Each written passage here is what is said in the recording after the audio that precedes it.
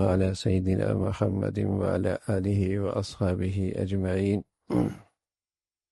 الحمد لله والصلاة والسلام على سيدنا محمد وعلى آله وأصحابه أجمعين. أما بعد، فأعوذ بالله من الشيطان الرجيم. بسم الله الرحمن الرحيم. ألا لله الدين الخالص. وقال الله تعالى: وما أمروا إلا ليعبدوا الله مخلصين له الدين. صدق الله العظيم. اللهم صل على سيدنا محمد وعلى آل سيدنا محمد وبارك وسلم. ہماری یہ نشست رمضان کی مناسبت سے کہ تربیت کا مہینہ ہے، اللہ تعالی ہمیں ایمانی روحانی صحت تربیت عطا فرما دے، ہماری اصلاح ہو جائے۔ رمضان کی برکت سے کچھ ظاہری اعمال میں تو بہتری آ جاتی ہے، کچھ ظاہری اعمال کا اہتمام ہو جاتا ہے۔ نفل نہ پڑھنے والے ماشاء اللہ 20 رکعت کی تلاوت قرآن سن رہے ہوتے ہیں، تہجد کی سعادت مل جاتی ہے، تکبیر اولیٰ کا اہتمام ہوتا ہے۔ لیکن ایک اور چیز عام طور پہ جس پہ ہماری نظر نہیں ہوتی، وہ ایمان کی صفات ہیں۔ یہ جو اعمال ہیں یہ ایمان کے اعمال ہیں، اور دوسری چیز ہے ایمان کی صفات۔ جیسے میں نے عرض کیا، شکر گزار رہنا یہ ایمان والوں کی صفت ہے، خلق ہے، پہچان ہے کہ مسلمان ہمیشہ شکر گزار رہتا ہے۔ اسی طرح ایک اور خوبی ہے جو بہت بنیادی ہے، جو نیکی کی بنیاد ہے، بلکہ یوں کہیے کہ نیکی کی روح ہے۔ آنکھیں ٹھیک ہیں، کان ٹھیک ہے، چہرہ ٹھیک ہے، سر پہ بال بھی ٹھیک ہیں، دونوں بازو بھی ٹھیک ہیں، دونوں ٹانگیں اور پاؤں بھی ٹھیک ہیں، لیکن اس کے اندر جسم میں روح نہیں ہے۔ کیا کہیں گے؟ مردہ ہے۔ ارے میاں سب کچھ تو ٹھیک ہے،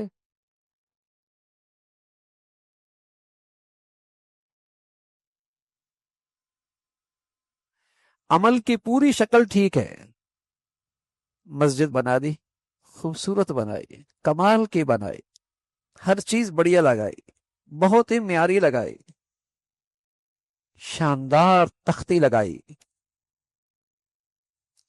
لیکن اگر اس کے اندر اخلاص کی روح نہیں ہے،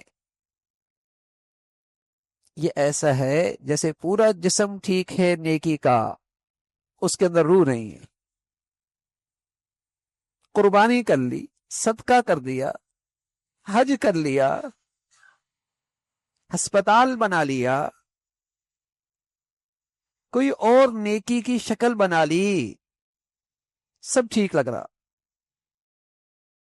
ہر چیز اچھی، بڑا خرچ کیا، پورا جسم ٹھیک ہے، اس نیکی کا روح نہیں ہے، اخلاص۔ اب بتائیے یہ اخلاص کی صفت ہماری کتنی بڑی ضرورت ہے۔ اگر یہی نہیں ہے، اخلاص کے مقابلے کی چیز ہے ریاکاری۔ اس عمل سے کوئی دنیاوی اغراض، اس عمل سے کوئی دنیاوی مفادات۔ من کان یرید الحیات الدنیا وزینتها نوفی الیہ، جو آدمی اپنی نیکی سے دنیا چاہے گا ہم اس کو دنیا دے دیں گے، آخرت میں اس کے لیے کچھ نہیں ہے۔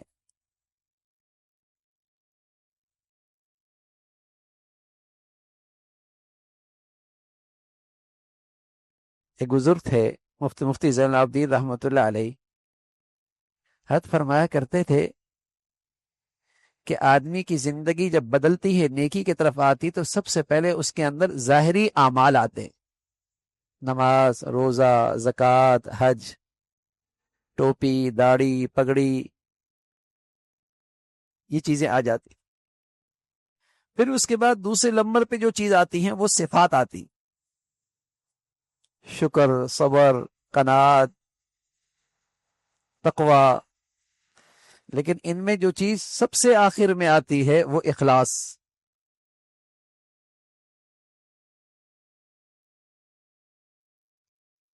کہ ہر عمل کی محرک صرف اللہ کی رضا ہے، صرف اللہ تعالیٰ کو راضی کرنا ہے.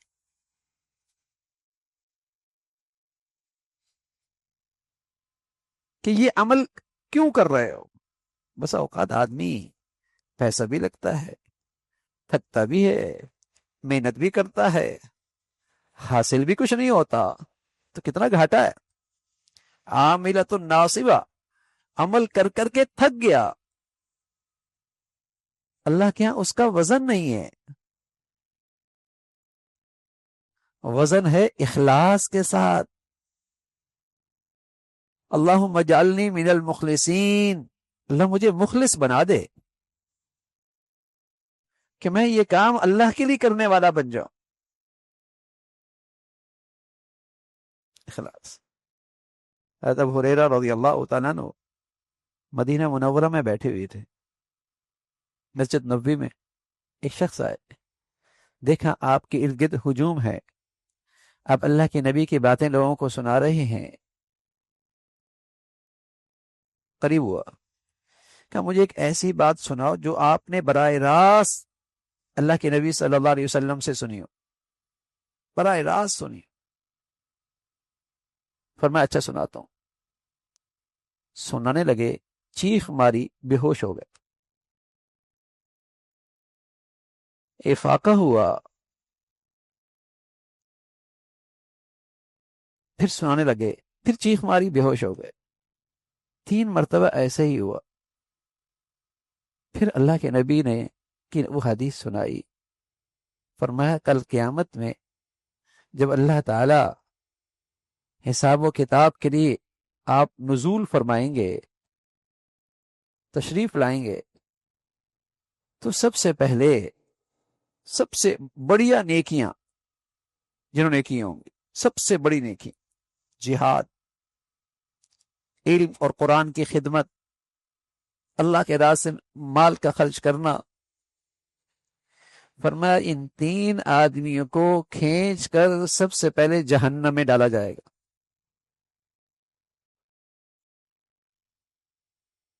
اور اللہ کے ہاں یہ پوچھا جائے گا کہ تمہیں صحت ملی تھی، طاقت ملی تھی، کیا کیا؟ کہ اللہ تعالیٰ سے بڑا جہاد کیا. فرمایا نا، جہاد تو اس لیے کیا تھا کہ لوگ بہادر کہیں، وہ تو کہہ چکے. علم ملا تھا، قرآن ملا تھا، کیا کیا؟ تاکہ لوگ تیرے قرآن کی خدمت کروں، تیرے علم سے دین کی خدمت کروں. فرمایا نا، وہ تو اس لیے تھا کہ لوگ تعریف کریں، قاری کہیں، واہ واہ ہو، وہ تو کہے جا چکا. اور تیسرا آدمی جس نے مال خرچ کیا ہو، کہاں سخی کہیں، لوگ تعریفیں کریں، وہ تو کہے جا چکے. یعنی تینوں نیکیاں غیر معمولی، بہت عظیم الشان نیکیاں ہیں. لیکن اگر ان کے اندر سے بھی روح نکل گئی اخلاص کی، تو سب سے پہلے جہنم میں کھینچ کر انہیں لایا جائے گا.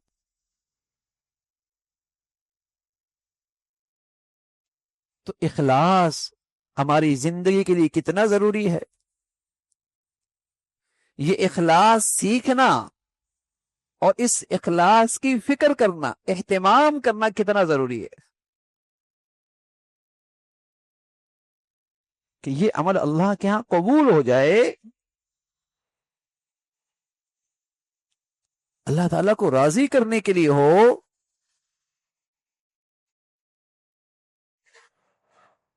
اور اس کا فائدہ ہے، اخلاص کا فائدہ یہ ہے کہ عمل کتنا ہی چھوٹا کیوں نہ ہو، لیکن اس نے اخلاص سے کیا، تو پھر اللہ رب العزت اسے بڑھاتے رہتے ہیں، بڑھاتے رہتے ہیں، بڑھاتے رہتے ہیں، اور رسول اللہ صلی اللہ علیہ وسلم نے فرمایا اتنا بڑھ جاتا ہے جتنا احد کا پہاڑ۔ جس شخص کے عمل میں جتنا بڑھیا اخلاص ہوگا، اتنی قدر اس کے عمل کا وزن بڑھ جائے گا۔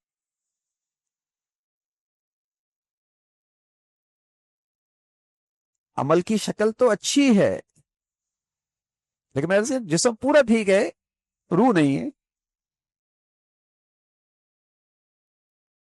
ریا ہے، نام و نمود ہے، نمائش ہے،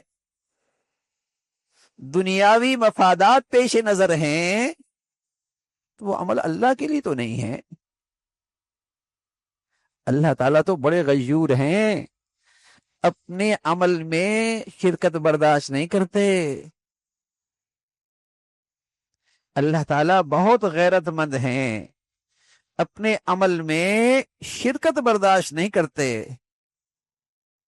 شریک برداشت نہیں کرتے، منہ پہ مار دیتے۔ جن کے لیے کیا تھا انہوں نے تمہیں داد دے دی، اب میرے ہاں اس کی کوئی قیمت نہیں۔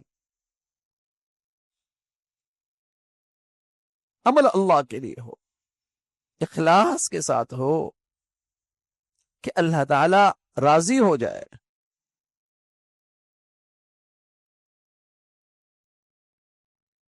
عمل سے پہلے بھی اپنے دل کو ٹٹول لے کہ یہ میں کیوں کر رہا ہوں، اس کے پیچھے محرک کیا ہے۔